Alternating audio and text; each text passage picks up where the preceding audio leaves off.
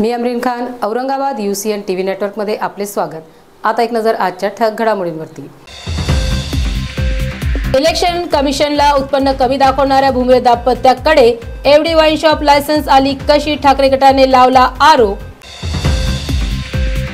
महाराष्ट्र राज्य सरकार व टोयोटा कंपनीचा सामंजस्य करार। मुंबईतील सह्याद्री अतिथीगृहात संपन्न।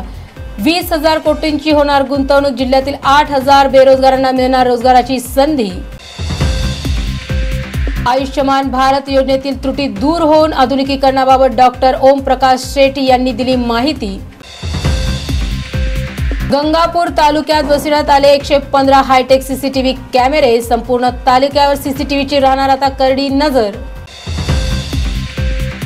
जाती तेढ निर्माण करून समाजात भांडणे लावून जनतेला भ्रमात टाकण्याचे षडयंत्र महाविकास आघाडीचे। बावनकुळेंचा प्रेस कॉन्फरन्स मार्फत महाविकास आघाडीवर आरोप।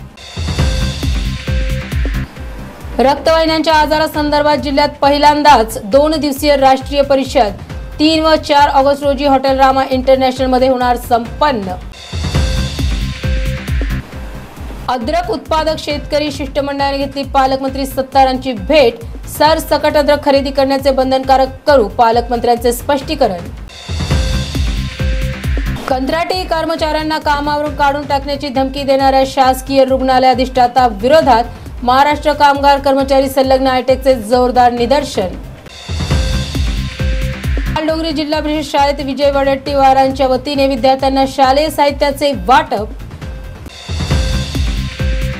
चिकलठाणा कलाग्राम समोर रस्त्याच्या बाजूला पादचाऱ्यास बिबट्याचे झाले पुन्हा दर्शन। 31 जुलै ते 5 ऑगस्ट दरम्यान तासभरच पण जोरदार पाऊस पडणार असल्याचा हवामान खात्याने वर्तविला अंदाज।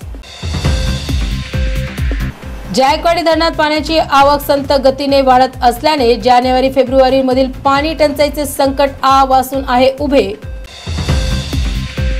अंमली पदार्थ प्रतिबंध शाखेने छापा मारीत गुंगीकारक औषधीच्या बेगमपुरा पोलीस ठाणा हद्दीतून बाटल्या केल्या जप्त।